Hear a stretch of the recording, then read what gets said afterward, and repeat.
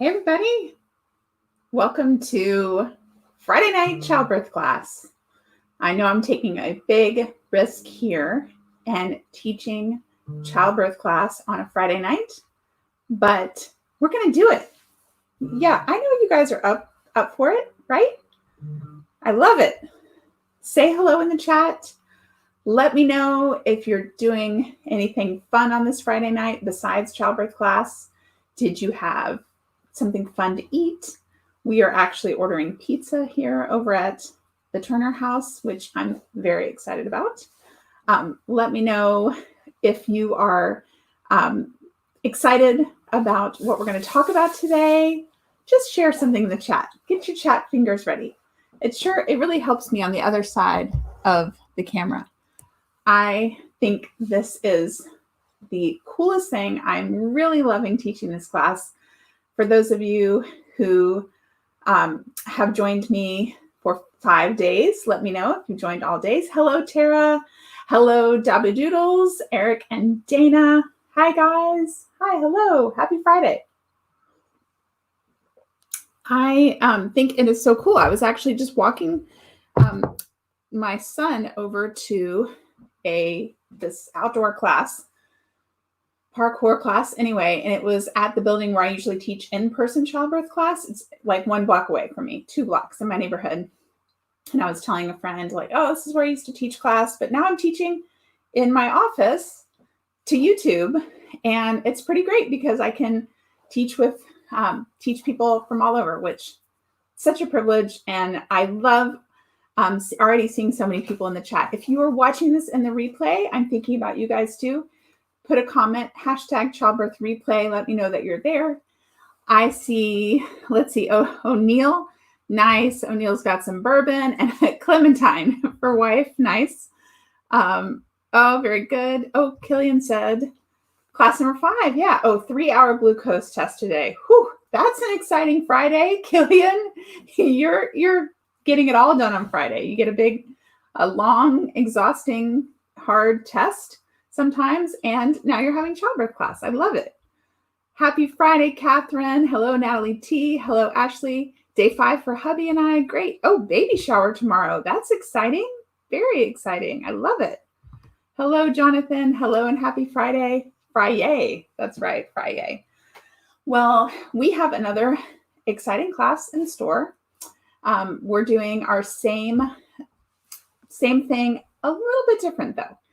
Yesterday, if you guys were here yesterday or you watched the replay, I mentioned about our practice session and how I've been doing practice session for channel members people that are interested in practice, and I do it right after class.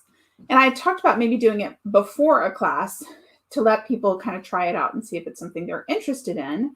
But I looked at our schedule for today, and actually we're going to do some practice in class today in our hour session. So it's not going to go longer. It is going to be the same amount of time, and we're going to build in some practice. So a little bit different, a little exciting. Why not for Friday, right? I don't know if you guys can see my affirmation today. I'm going to see if I can bring it closer so you can see it. Can you guys see it there? It's very simple. Today's affirmation is open. So the affirmation is just open. It's very simple, but that's what we do when we're in labor. We want to open everything nice and open. So today we're talking about monitoring. We're going to dive into the details about monitoring, let you know the options, the different types, how it works. And we're also going to talk about a strategy that I like to pair with monitoring at this class about how to make decisions in labor, but also it's a good decision-making tool for prenatally or, postpartum, wherever. It's a good decision-making tool we're going to go through. And we are learning a new coping technique because every class we're filling up this virtual toolbox of techniques that, in my hope for everyone, is that at the end of this 14 days, that you feel like you have a lot of strategies and different ones that you can choose from, that you sort of start developing preferences for which strategies you think are going to work for you, which ones are kind of sound like maybe not something that is going to work, or maybe would be like your least choice. So it's good to I think it's good to learn all the different ways, and then you have a full toolbox to pick from. So I'm curious, before we get started, of the things that we've taught so far. We've done limp and loose in labor, breathing, we did movement, and then yesterday was sleep and denial. Maybe a little controversial. Tell me in the chat which one you guys liked the most. Which one you feel like you were like definitely a tool that you're going to use in labor. I'd love to hear. I'd love to hear if there's like a theme, a trend, if most of you are liking one or the other. Also, while I'm at it, let me share that in the book today, I'm going through pages 16 and 39, I use that term kind of loosely, going through pages.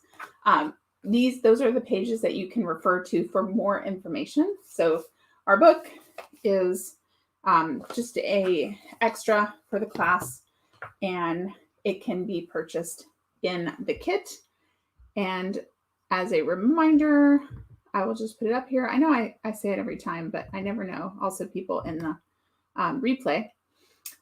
The kit is workbook, physical and digital workbook, handouts, and a fan for labor. Okay, the information is in. All of the comments finally. It's funny how sometimes it's like they get clogged up, and then I use a streaming software, so it brings in the comments. You probably don't need all that information, but that's why there's a delay sometimes. Okay, so we've got movement. Oh, sleep and denial. I've got at least one for sleep and denial. Naps and snacks, sleep and denial, and limp and loose, breathing and movement, breathing, movement. Okay, there's quite a variety. Sleep and denial. I am shocked here. There are a lot of sleep and denial. I really work hard to try to sell that one. So I'm glad that there's at least some. Not that everybody has to want that one, but just glad to see it. Excellent. Well, today we're learning vocalization. So if you got your topic list, you probably already noticed that today is vocalization. And vocalization is one that I love teaching it online, because when I teach it in person, there's a lot of hesitancy, because it's one of those ones that you kind of feel a little silly.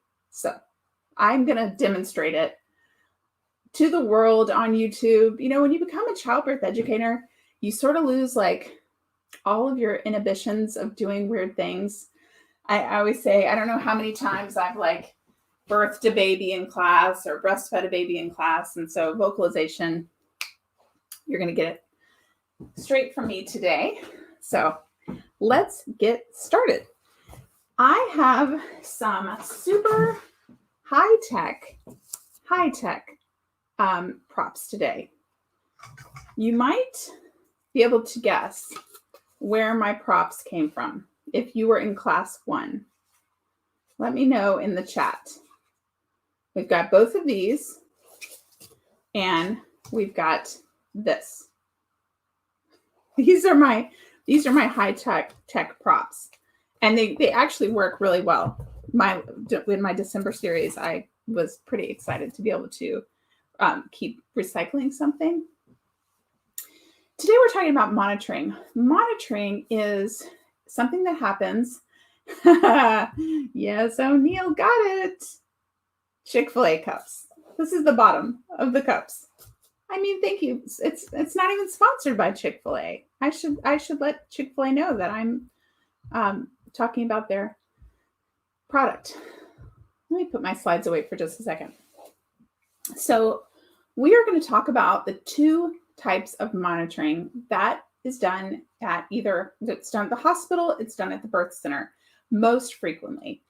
And there are, before I dive into the most common monitors, I do want to say that if anyone here is watching this and they are having a home birth, or they're having a birth center birth that might use a Doppler, the Doppler that probably all of you are aware of that's done in your prenatal appointments, that is something that a home birth midwife would use to check on the baby, to monitor the baby in labor.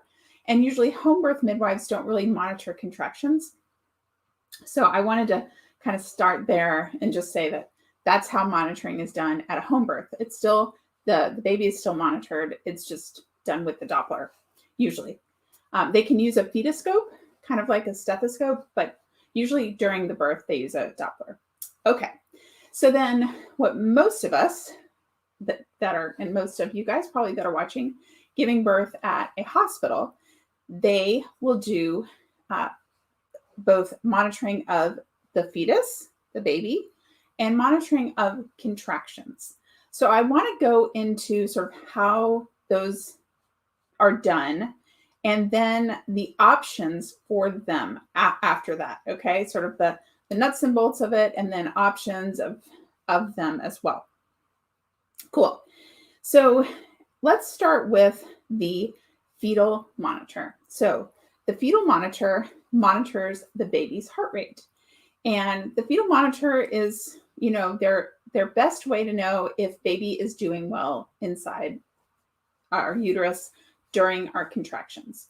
They like to see they want to see if baby is tolerating contractions well, if the baby is responding to contractions. So if a contraction comes and the baby's heart rate increases, they like to see a variability of the heart rate, not just kind of more of a sleepy heart rate.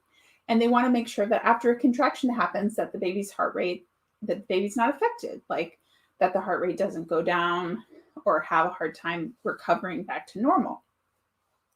So the most common heart rate monitor for the baby is called an electronic fetal monitor. And it looks like a little disc that is either put on a strap, a stretchy strap, and the fetal heart rate monitor, I know I put it here, for example, it's usually low because with a head down baby, the best place to find the baby is usually low, okay? So it's usually here. It's usually held on by a strap. I know in Seattle, and so it must be happening in other places too. Instead of a strap, they're starting to use almost like a tube top. Okay, I'm going to make another Survivor reference, Eric. It's almost like a buff that, the tube top, like a buff, like a stretchy piece of fabric that they put the monitors in. So both monitors are in that stretchiness. So I actually like that better, but it kind of depends on what hospitals do. So electronic fetal heart rate monitor, these can be either wired, so they have a wire, a cord, probably about an arm's length, full arm's length. I have really long arms, so if they are wired, or they could be wireless, depending upon your birthing facility. I will say that if your facility has wireless monitors, they often only have a few. Like they might have, a couple rooms have it, or they switch them between the rooms. I just hear that story over and over again. So just sharing. Okay, so the fetal heart rate monitor, it is used to measure the baby's heart rate. It is an external monitor. So, they're measuring it through your uterus, and it's about this big, though there are I do want to say that there's a new type that is like a sticker that goes on that's kind of big, and it's not available everywhere, but if you have access to that, everyone really raves about how great it is. I think one brand is called the Monica, I believe. Okay, so that's the external fetal heart rate monitor. The other monitor is the contraction monitor. It also looks like a disc, it is also measuring your contractions from the outside. It's usually higher, like almost at the top of your fundus, the top of your uterus there. So you've got kind of this number going on. And the contraction monitor, if anybody is an engineer, you'll get this. Like the contraction monitor measures the change in the muscle. So it's an external pressure monitor, and it's not super accurate. That's the piece of information I want you to really hear, that it's not super accurate on telling how strong they are. Okay. So external monitors are our most common monitors. They can either be wired, they can be wireless. Now I want to show a picture of them just so you guys can see that they don't necessarily look like Chick-fil-A cups, but you can kind of see in this picture. Let me make it bigger.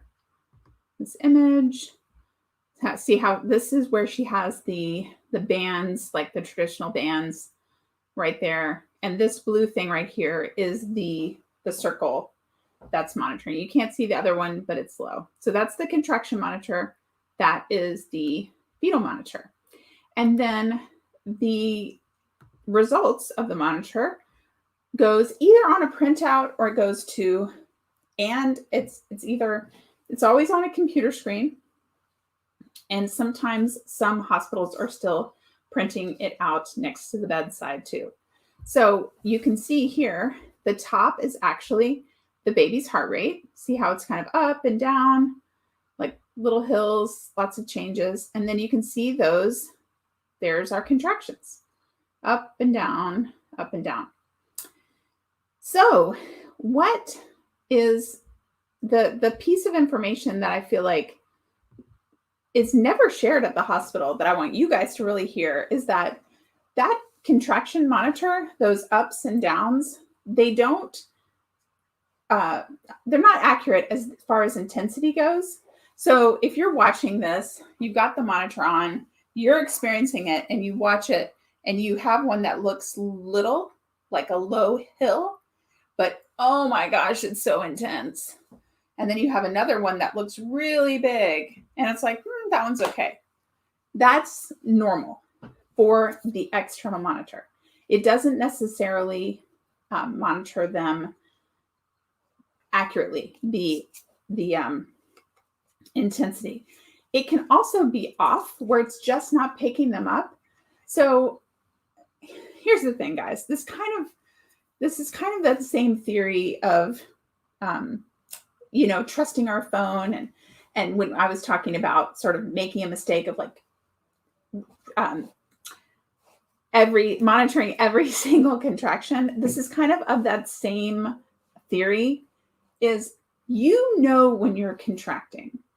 So if the monitor is not picking them up, like let your nurse know. Like say, I've had like 4 and only 2 showed up. So I just want to let you know. Because what happens is they are watching your monitor, and they are like, they might not say it, but your care team is assessing like, how are things going? How frequent are your contractions coming? What's the length? How long are they lasting?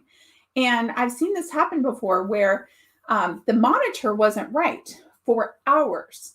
And my client didn't say anything. I wasn't there yet. The monitor wasn't right. So when I showed up, they said, it hasn't been picking it up. I said, well, did you let the nurse know? No, we didn't. Like, we should let them know. And so the nurse just didn't even know. And they were going to suggest like starting Pitocin or breaking water or something to speed up labor. But she was actually in labor having contractions. They just weren't monitoring them. Yes. So yeah, good question. Why are they used if they aren't super accurate? They are used because they are not very invasive. So they're not, I'm saying that they bother a lot of people. There's something on your belly and they're kind of tight. So, but in general, they are not very invasive. And they give us an idea of what's going on, right? They aren't used at a home birth because if someone wants to see how the contractions are going, they'll just watch the person in labor and write it down.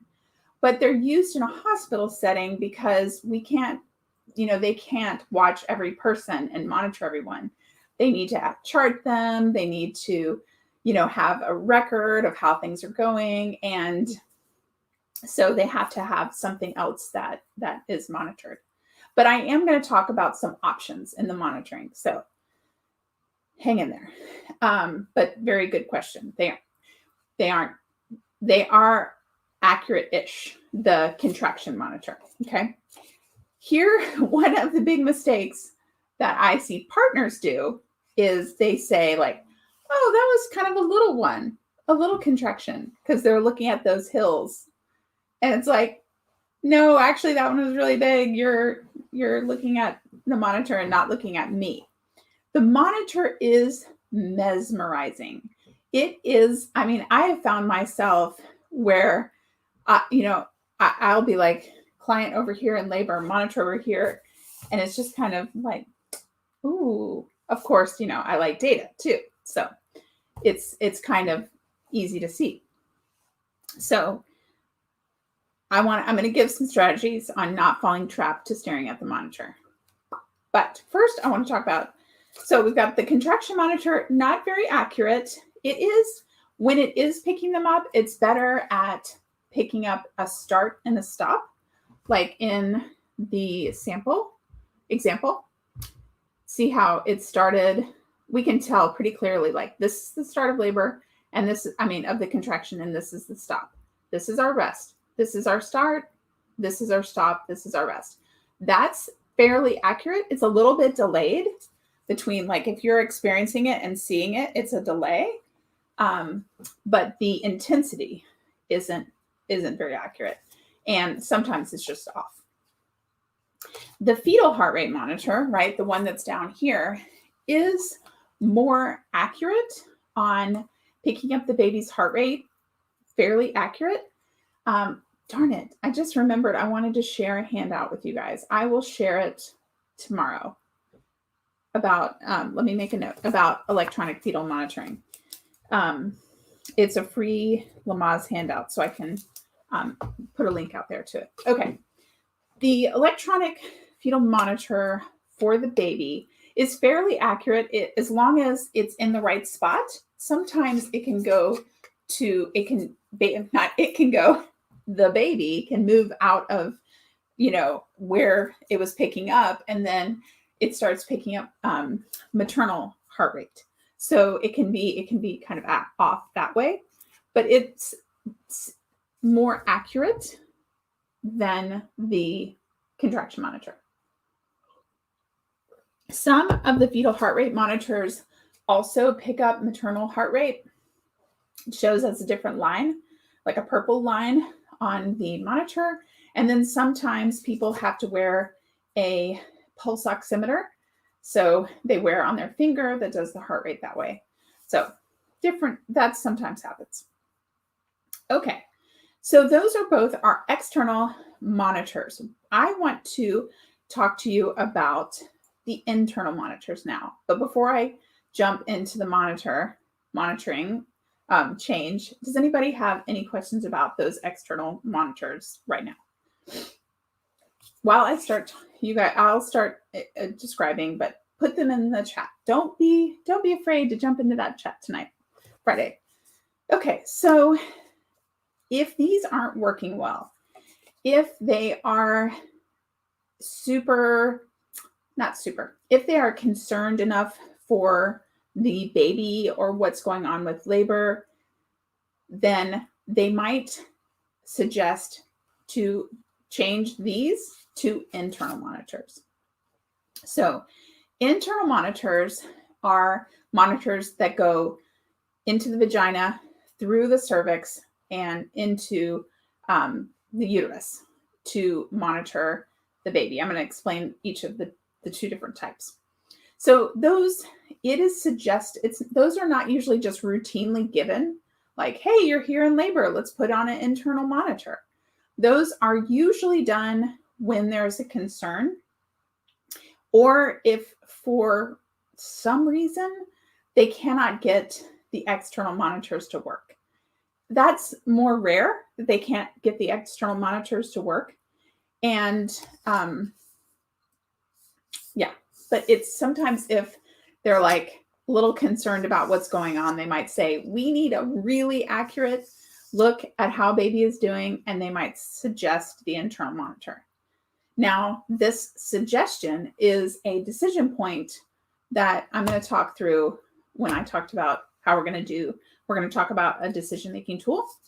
So I'm going to talk about that. But let's talk about the internal monitor, which this Chick-fil-A straw is a great representation of the internal uterine pressure catheter. It's called an IUPC, an internal uterine pressure catheter. So for the engineers in the house, it is measuring the pressure inside of the uterus. And it is a lot more accurate than the external. So if you have an internal monitor and you see the bumps, the hills, you have a good representation of intensity, a small one versus a big one. So it looks a lot like a straw. It goes into the vagina. It goes through the cervix. So the cervix has to have some dilation. Remember, opening, open, opening. And then it slides basically next to, trying to figure out how you guys can see it. Slides basically next to the baby's head. And then it stays there. And they usually tape, it's usually wired, and the wire tapes, it's like on this kind of sticky sort of cable type thing that tapes to the inside of your leg, inside of your thigh. So that's for measuring the contractions internally. And then for the fetal heart rate monitor, that when they are measuring them internally, I don't really have a good Chick-fil-A piece for this, but if you can imagine a flexible straw that has a very thin corkscrew wire, and they thread it into the vagina through the cervix to the baby's scalp, and then they turn it, and that little corkscrew goes into the first few layers of skin, couple layers of skin in the baby's head. And I always hate describing it because it sounds, a lot of people, I'm describing it in class. I can't see your face now, but it is a little bit like, but I think it sounds worse than when you see it in person, though it usually stays there all the way until the baby is born, when they kind of unscrew it or it comes out. So question, Kayla says, wouldn't it get in the way? Are you talking about the things coming out of your vagina? The external monitor wires, I'm guessing, tubes? Let me know if that's what you're talking about. Yes, it is different. You can definitely move around with it. It's not quite as easy. You can still go to the bathroom, but yeah, it is different. The catheter. Yes. That's what I thought you were talking about. Yeah.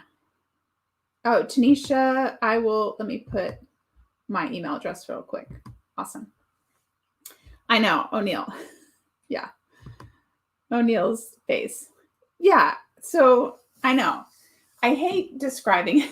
It's really like, but this is called an internal fetal monitor. So it doesn't have an acronym like the other one, just internal fetal monitor.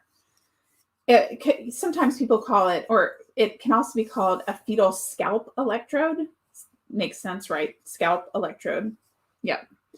Internal or fetal scalp electrode. There aren't any risks really to mom or baby with these internal monitors. There really aren't. Even though it is invasive, your water has to be broken in order to use both of them. So I guess I would say that, if your water hasn't broken and they want to use those, they'd have to break your water, and that increases infection and that kind of thing. Tiffany says, can you move around with the external monitors as well? Yes. So the external monitors are going to be on 2 bands, and like that, the laboring person that I showed the picture, she was laying down, of course, because it's an image. That's like a stock image. But if you can imagine these on belts or on inside of like a buff, with a wire, you can do a lot. Like, let's say the cord is like, maybe this is where it plugs in, right? You probably have like this much. Granted, you're watching it on TV and you can't really tell, but you probably have a good 3 feet. And then you have the bed that you can do a ton of positions and stuff there. So, or it could be cordless if your hospital has a cordless monitor. So you have about 3 feet. If you have an internal monitor, you have about 3 feet too. I think a lot of people are hesitant rightfully so, when they have the internal monitors, because, it's like coming out of their vagina, it's stuck to their leg, and it feels a little bit like, well, this is awkward. But I don't want you to feel, if you have these types of monitors, feel like you cannot move around, because you can. And don't let your nurse say that you can't move around, because you can. Once it's in, if it's been put in correctly, you should still have mobility. Unless you have an epidural, obviously, which, we're going to talk in depth about epidurals on the 7th. I think that's Sunday. Cool. Yeah. Sunday, epidural Sunday. Okay. Take a sip. Everyone take a sip. You drink. Okay. Let's talk. I want to share another thing about the internal uterine pressure catheter. I mentioned it was like a straw. One thing that this straw can do, this device can do, this monitor, is they can actually hook it up to a bag of fluid, saline fluid, and they can put saline fluid back into your uterus. So let me grab baby again real quick.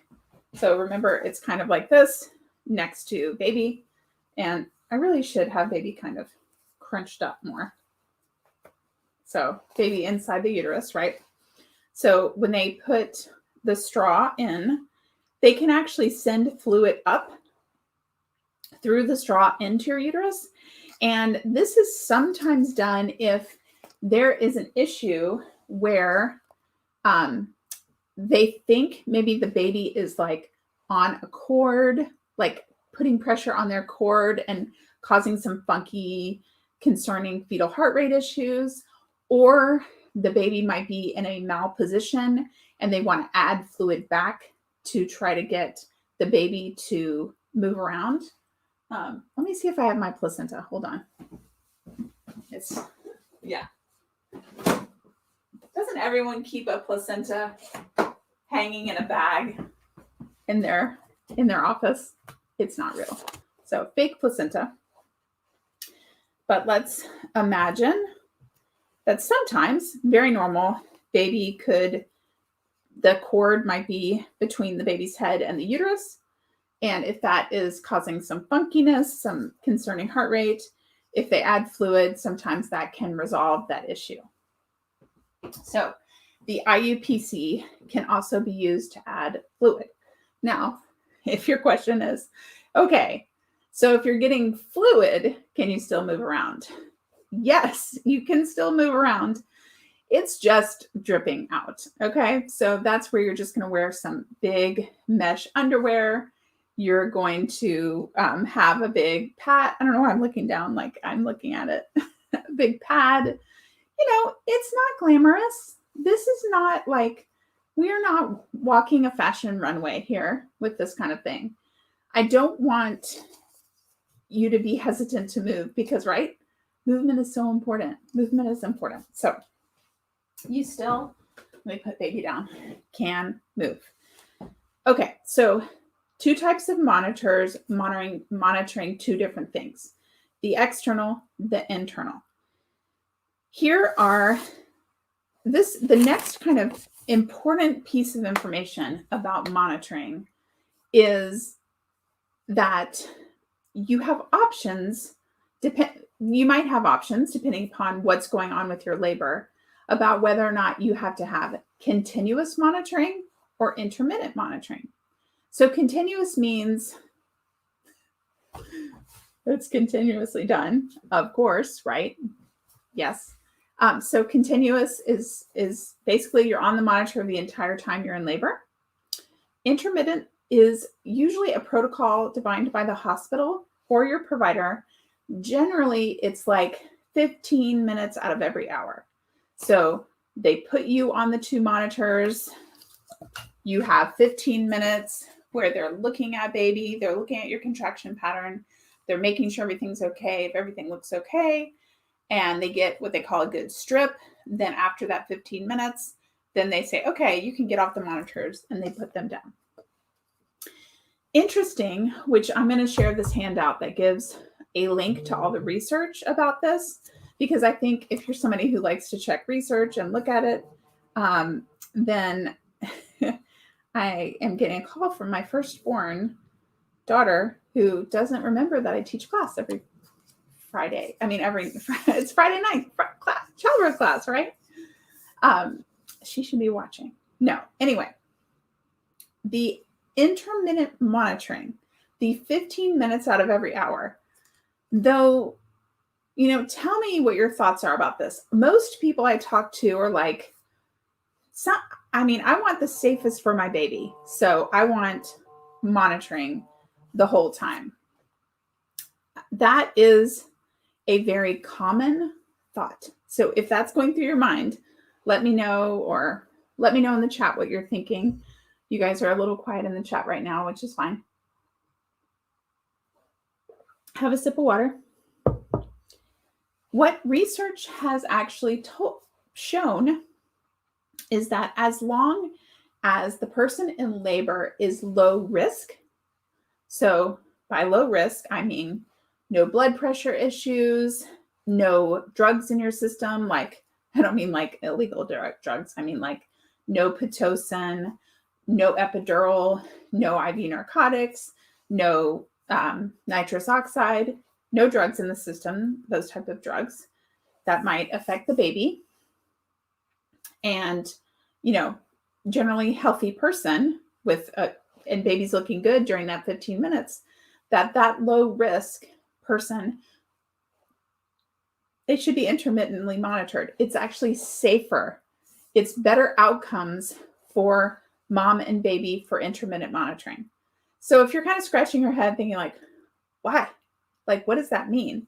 It's because that what research has seen is that sometimes continuous monitoring can pick up issues that aren't actually issues with the baby and that lead to unnecessary cesarean births. So that is what's going on with that. So when you have an epidural, continuous monitoring, like I said, if you are induced, continuous monitoring. So mostly, induced, they have to, we'll talk about induction nights 8 and 9, but they really have to have a really clear idea of what is going on with baby so that they can monitor the amount of medicine, the amount of drugs that they're giving you to contract. So they don't want to stress the baby.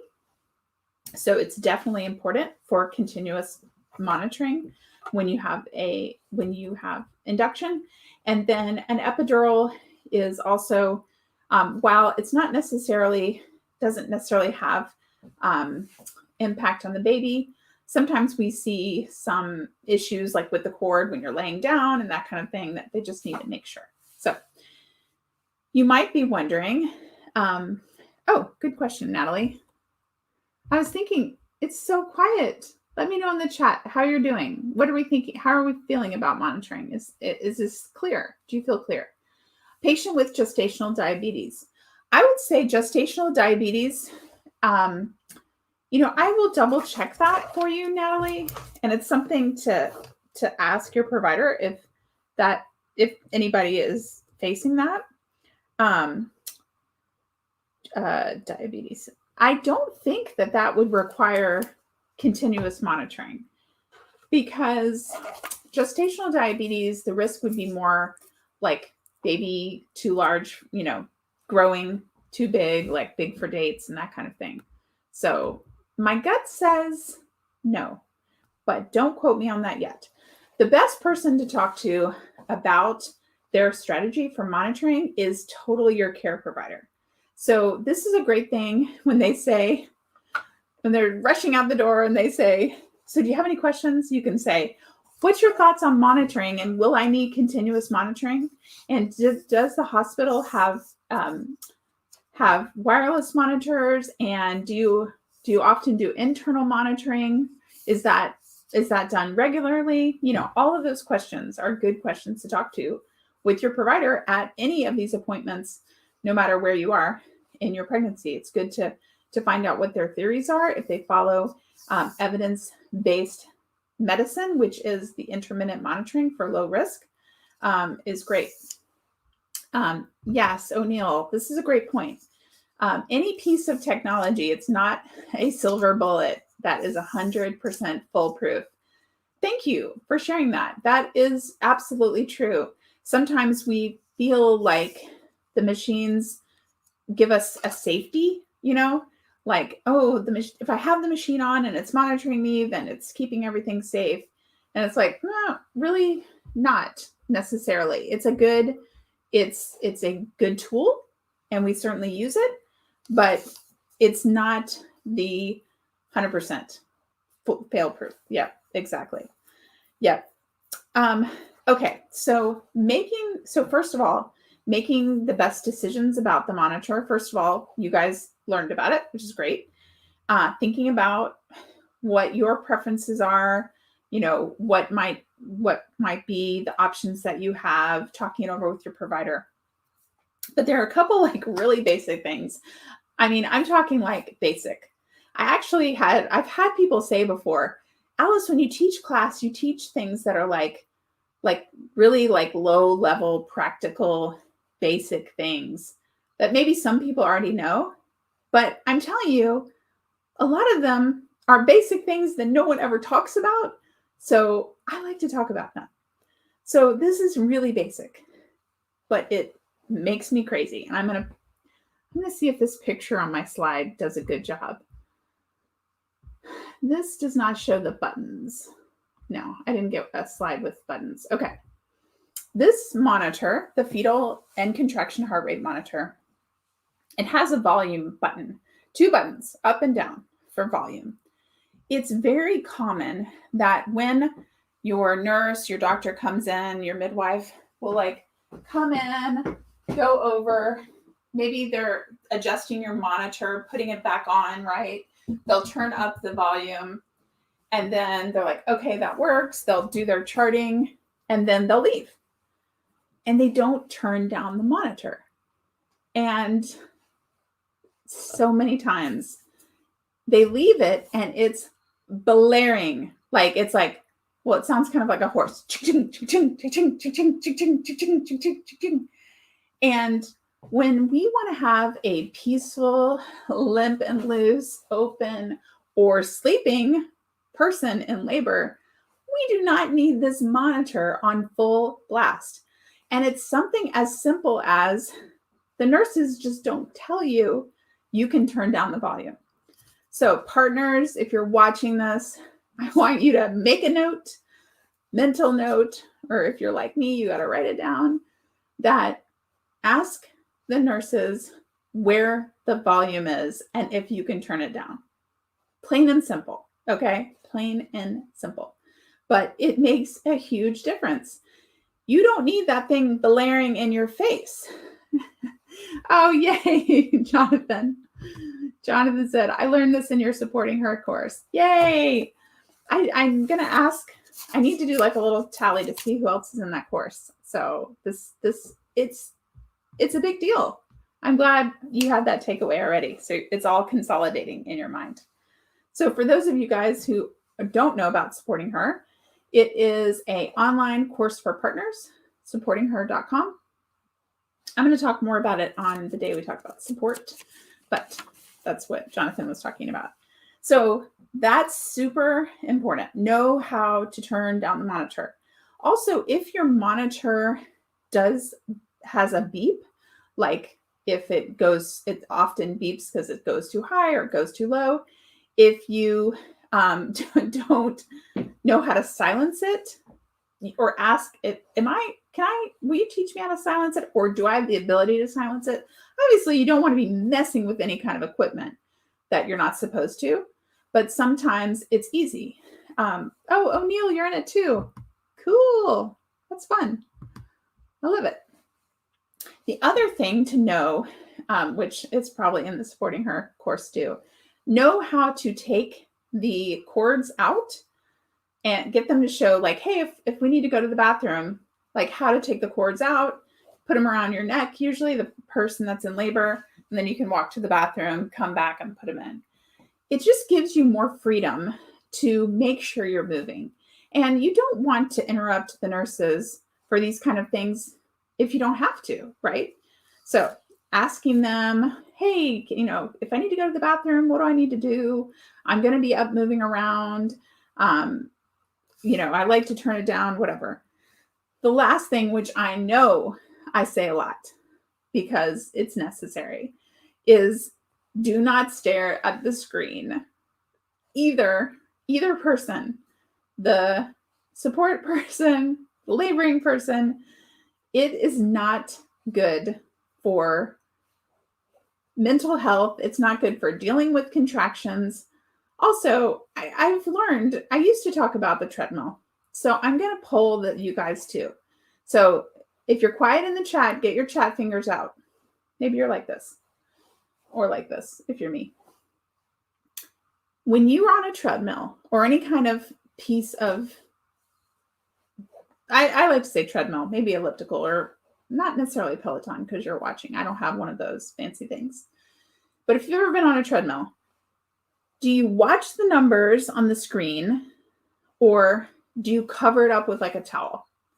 I'm a cover it up with a towel person because if I watch the numbers, I feel like they go so slow.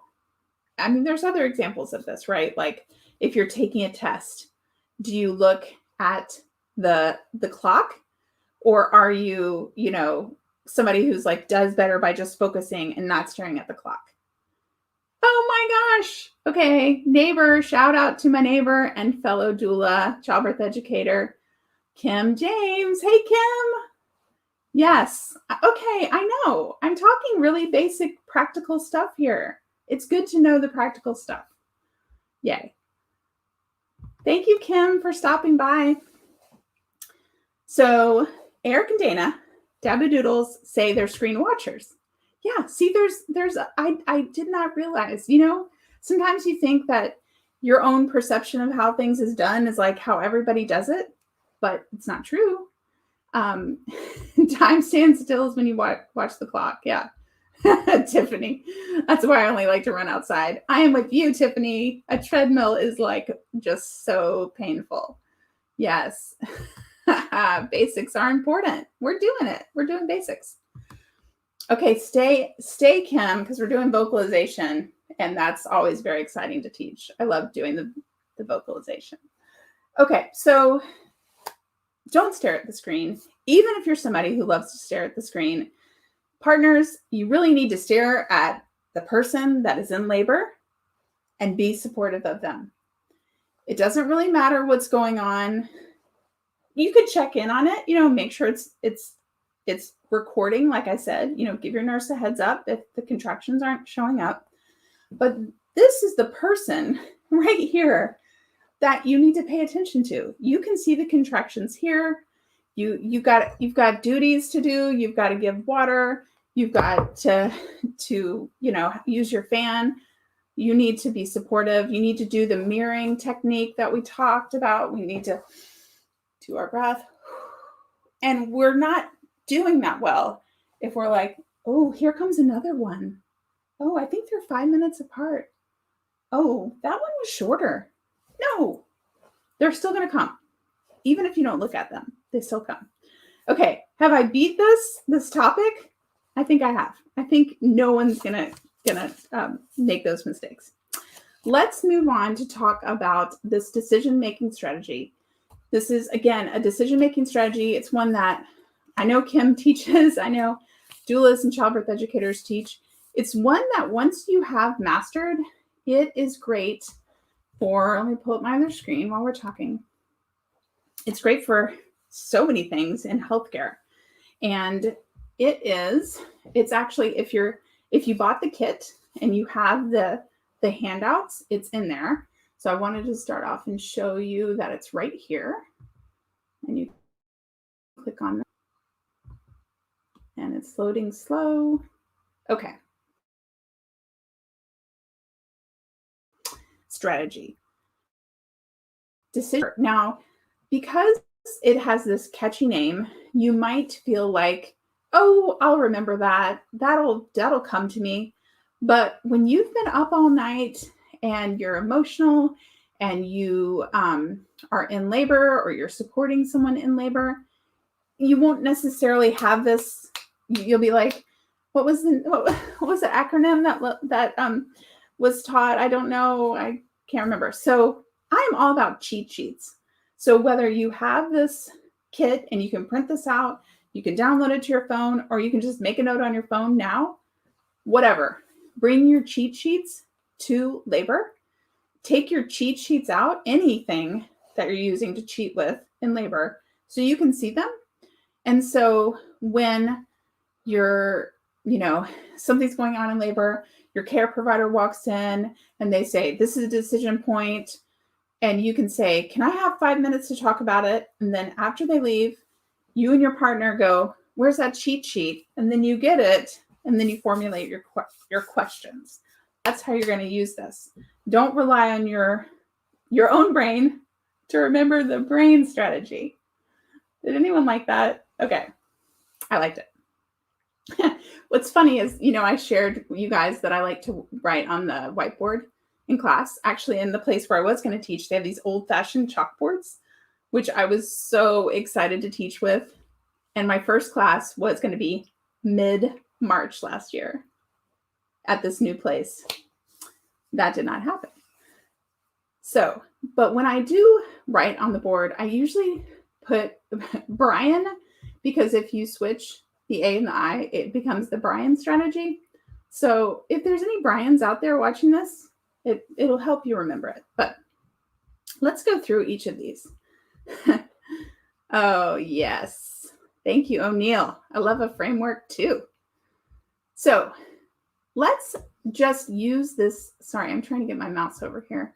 Let's use this monitoring example to walk through this strategy. Okay, so the monitoring example would be you're on external monitors, right? And they're seeing something on the monitor that might be concerning for fetal heart rate. So they're like, I don't know.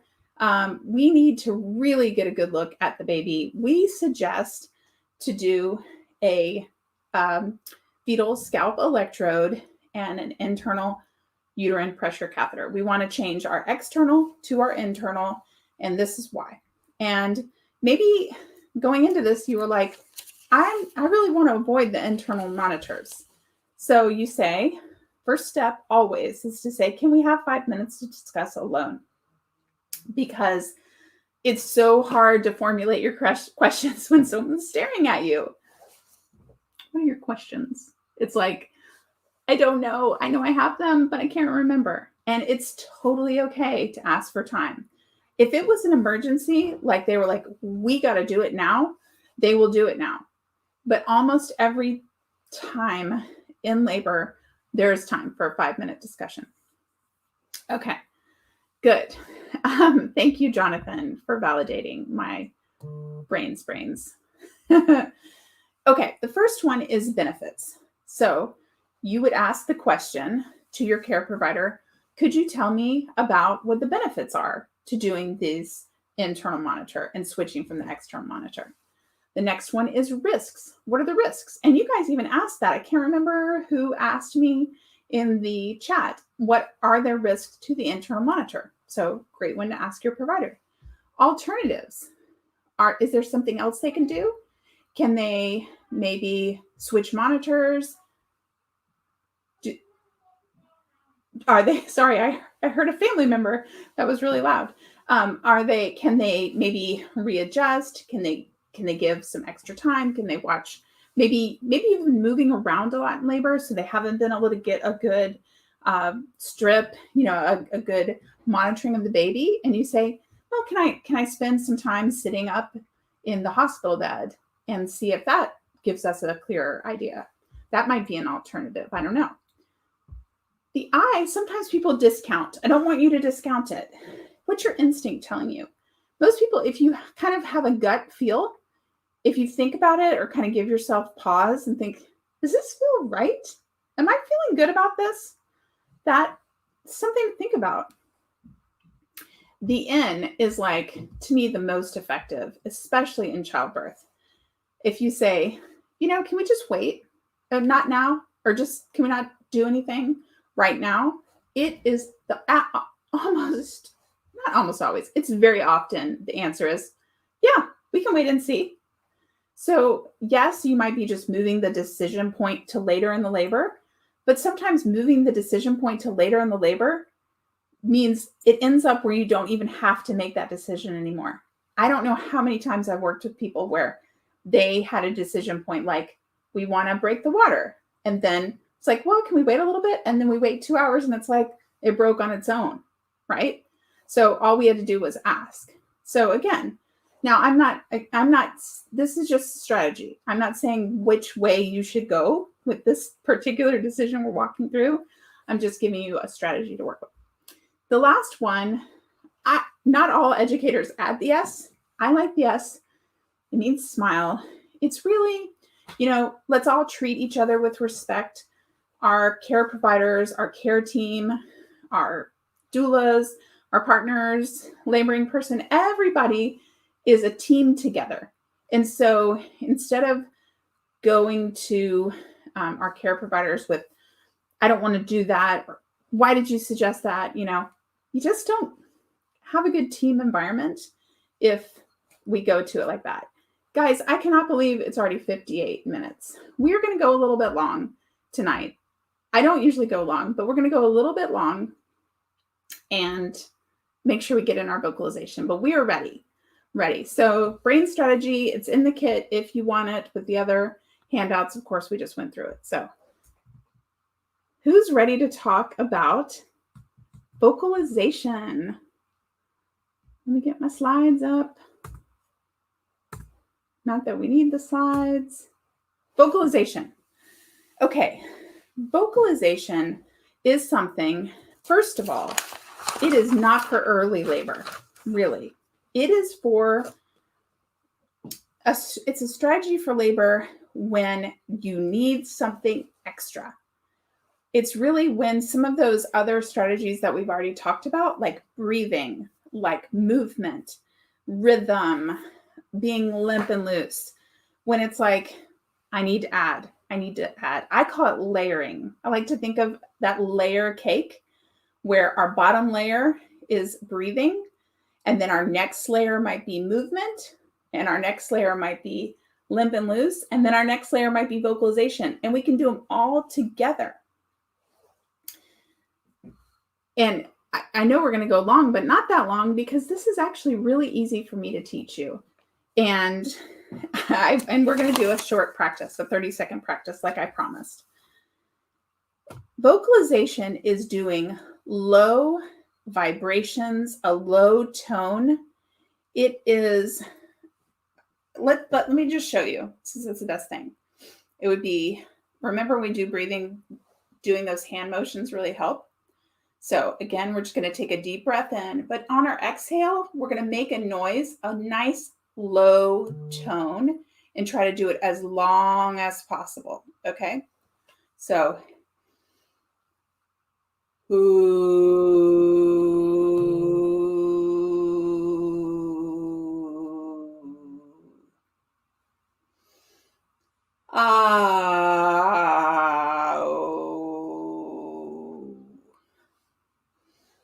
Low.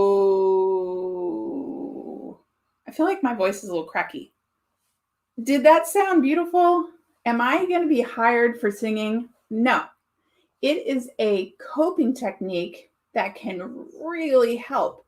Something about the vibration, the power that you feel. Ooh. Ooh. Do you know what makes this feel less stupid? Let me know in the chat. There is one really, really good way to make vocalization feel less awkward and less stupid. Take a sip of water. If you're playing along, let me know in the chat. A couple things. If you try vocalization and you're loving it, make sure that you have your lip balm nearby. Lip balm for labor is always good because all that exhaling and inhaling and is just dry there. Thank you, Jonathan. This is the answer. It is less stupid when everybody does it. That's like dancing, right?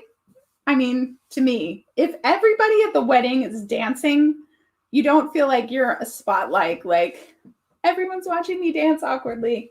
So if you have a support person, your partner and laboring person, both people do it at the same time.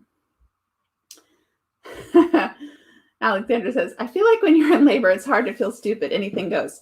Yes. You know, I heard this recently from a doula I know. She said, it's the only time when it's like you get a free pass to just be whoever you want to be when you're in labor. You can moan, you can groan, you can scream, you can curse, you can dance, you can have low. It's like total free pass. You got to use it. Use your free pass. I love it. Yes, a duet instead of a solo. I might have to use that. I love that so much. Yay. Okay, so I want to practice this. The only person that sees you is whoever's around you, which is good.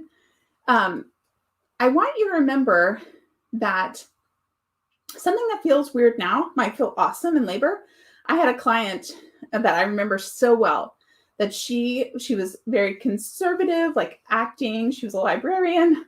Not that all librarians are conservative, but she was just like, very measured.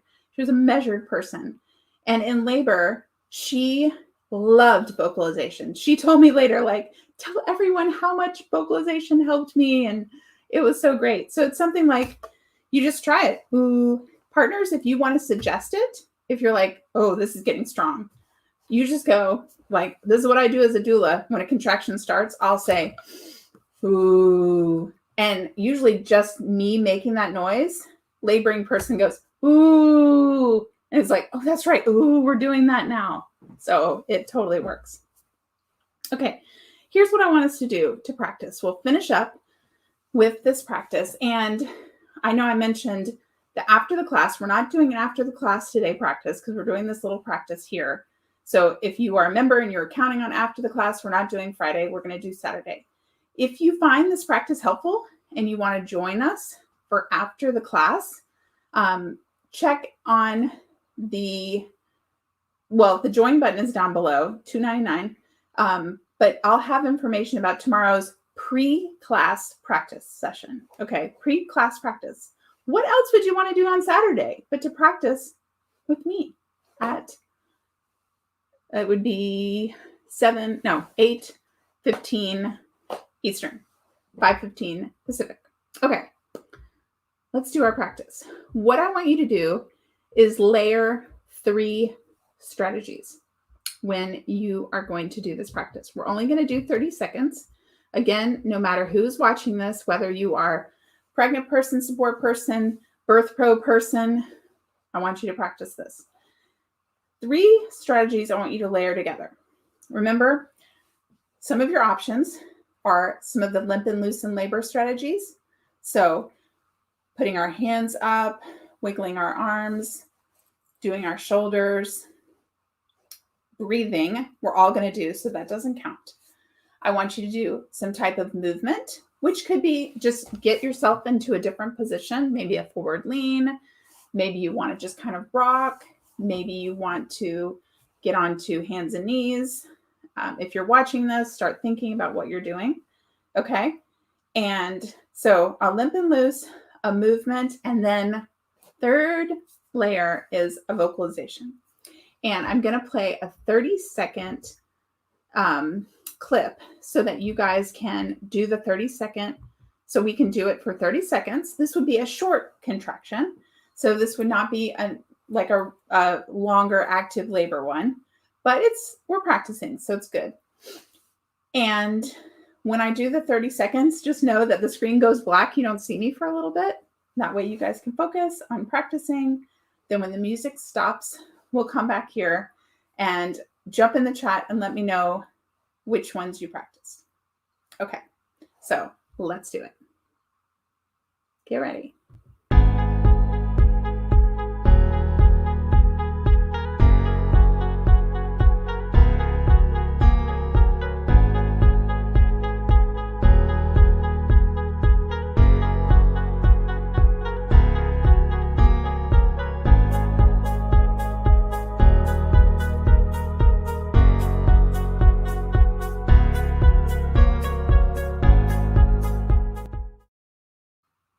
We're back. We practiced. Let me know what you guys tried in the chat and how it felt. And I am going to get my sound machine out and give O'Neill a clap. Thank you, O'Neill. I so appreciate the support. What's crazy about the super stickers is that I can't actually see which sticker you picked on my side. So I always have to go back and see the replay to see what fun sticker you picked. So, or has picked. So thank you. I really appreciate your support. Oh no. Jonathan said she started laughing at me, so we only got one breath in. Okay, well, you can schedule another practice time. Laughter is good in labor. It's a little bit harder when the labor is really active, but you know, it is funny. It is funny. I love it. Oh, Rebecca says, I think I'm going to love vocalization. I love vocalization. I actually, one of my children, so because I talk about vocalization a lot, like I do a lot of like pretending to be in labor. I know they live with the childbirth educator, so they get all this stuff. So a lot of times I'll be like, ooh, if I'm pretending labor, right? And one of my kids said something about, why do they say people scream in labor? Don't you just do ooh? I was like, that's right. I like the oohs and ahs. Yeah, awesome. Any other thoughts? How did it go? Tara's laughing too. I love it.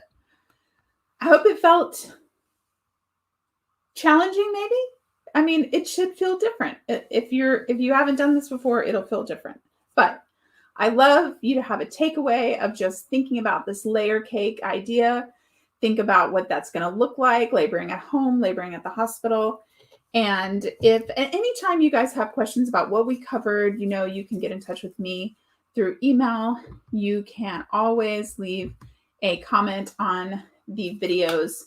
I answer all of the YouTube comments. So I'm here, happy to point you in any direction. I will bring that handout that I mentioned with the references for the electronic fetal monitoring research. If anybody loves to check out research, I will bring that to class tomorrow. And I know it's Saturday night, but we're expecting babies, right? So I would love for you to join me Saturday night. Tomorrow, we're talking about the Lamaze 6 healthy birth practices, which are like 6 great concepts around birth that you're going to love. And we're going to talk about support. So, which support is like so helpful. So we're going to dive into that tomorrow. Thank you again for spending another class, whether it's live or replay. It gives me so much joy to teach about this topic and have the ability to have these conversations in the chat and hopefully fill your toolbox with some strategies. And just thank you for your time. And we will see you guys tomorrow night. Have a great night, guys. Bye.